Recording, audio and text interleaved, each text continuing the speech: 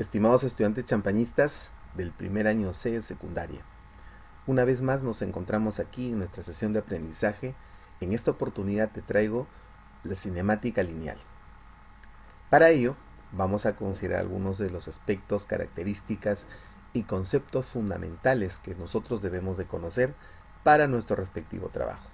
Debemos entender cinemática, jóvenes, como movimiento. En una palabra, cinemática debería ser movimiento. Pero este movimiento obviamente depende de muchos elementos.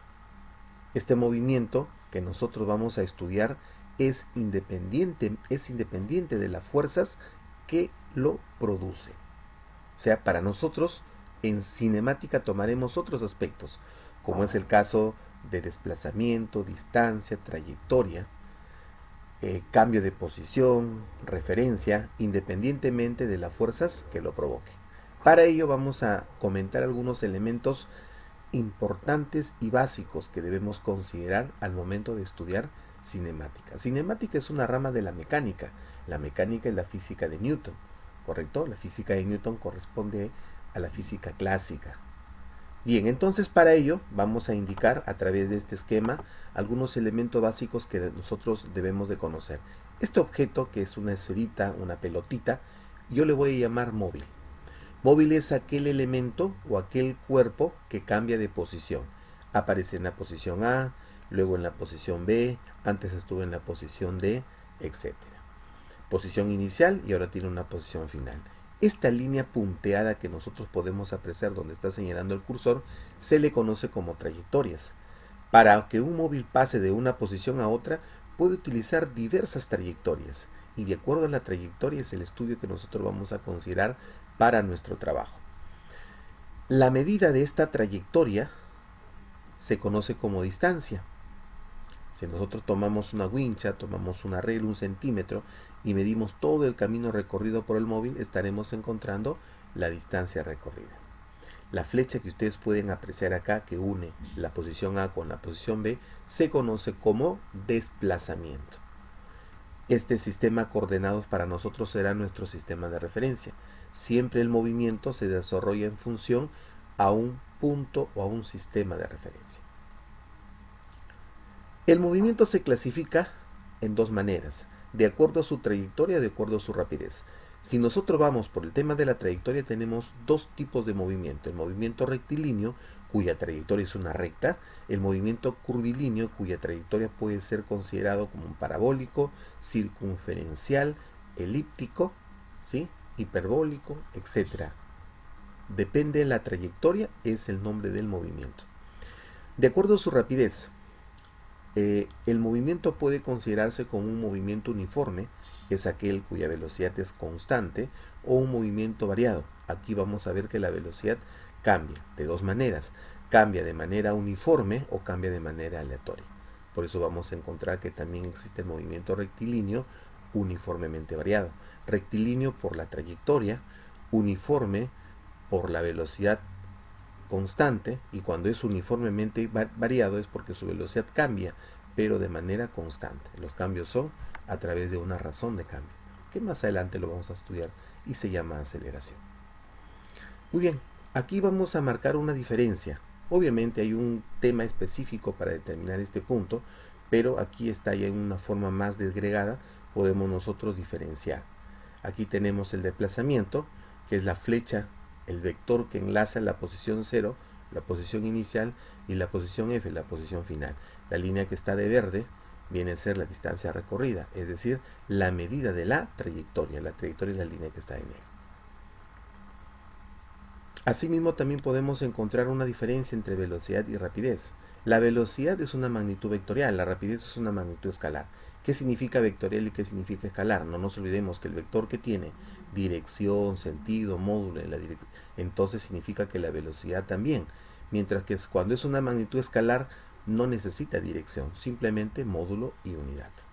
La velocidad es la relación entre la longitud respecto al tiempo y la rapidez también, pero aquí varía en algo, en que la velocidad se relaciona con el desplazamiento y la rapidez se relaciona con la distancia.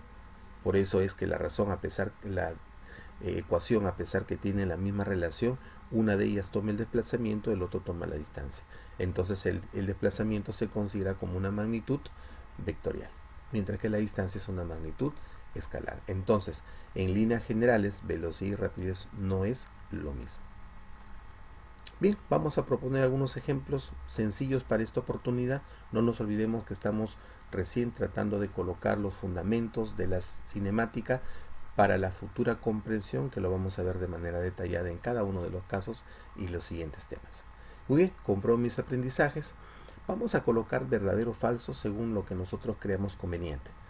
¿De acuerdo? Y obviamente eso que tiene que ser conveniente va en función a que tiene que ser veraz, una verdad, lo que nosotros señalamos. Dice, clasifique verdadero o falso. ¿La velocidad es una magnitud vectorial? Sí. ¿Por qué? Porque la velocidad depende del desplazamiento, por lo tanto es vectorial. ¿El espacio recorrido o distancia recorrida y el desplazamiento son iguales? No necesariamente.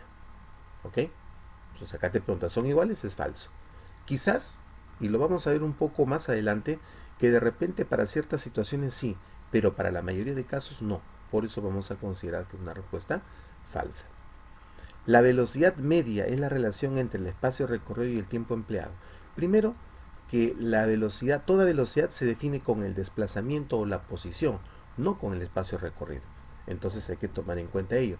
No es la relación entre uno y otro. Por esa razón es que también consideramos que ello es falso. ¿Ok? Siguiente situación. Dado el esquema, y tenemos el esquema, vamos a identificar los elementos que podemos apreciar aquí, los elementos del movimiento. Muy bien, primera situación, está marcando a este balón de básquet, está señalando aquí, ello es el móvil. El móvil, ya dije, es cualquier objeto que cambia de posición. Muy bien, cambia de la posición A a la posición B, por lo tanto es móvil, que no necesariamente tiene que ver con el celular, no necesariamente es un auto, puede ser una pelota, como podemos ver acá, una persona, una bicicleta, una piedra, una roca, un bloque. Todo aquel objeto que realiza movimiento se le conoce como móvil. Siguiente elemento, esta flecha marca el desplazamiento. El desplazamiento es la flecha que une la posición inicial con la posición final.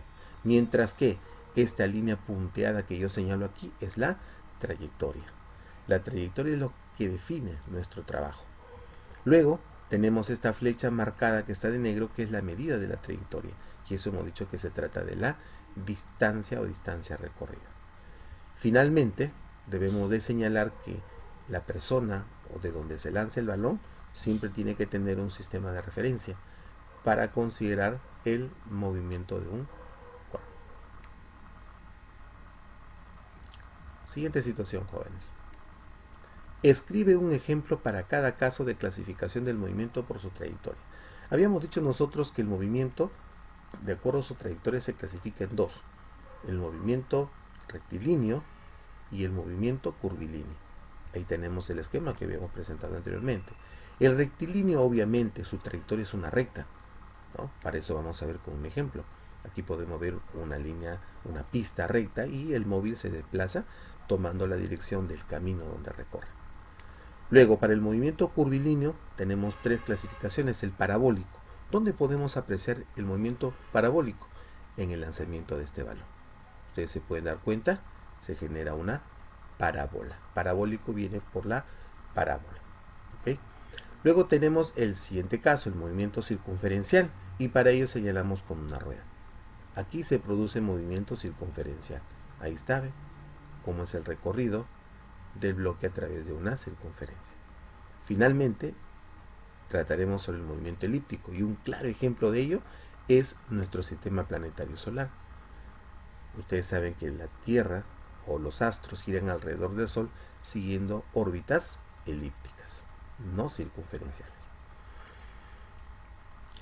Bien, a continuación, escribe una diferencia entre movimiento uniforme y movimiento variado. Sabemos nosotros que el movimiento uniforme, movimiento variado o movimiento rectilíneo uniformemente acelerado presenta dos características fundamentales, independientemente de la trayectoria, porque un movimiento puede ser uniforme pero con trayectoria circular, un movimiento puede ser variado con trayectoria circular, eso está de hecho.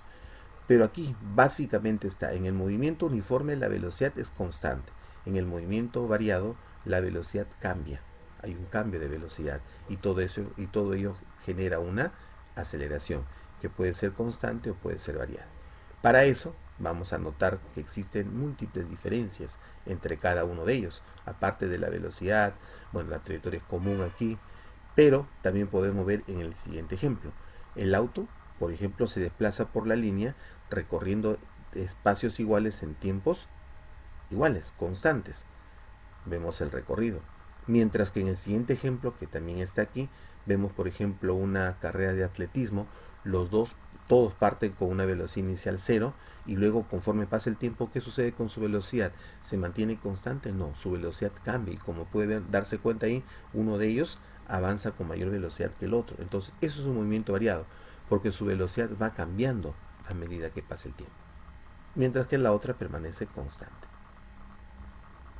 Muy bien chicos, a continuación tenemos unos ejercicios para seguir practicando.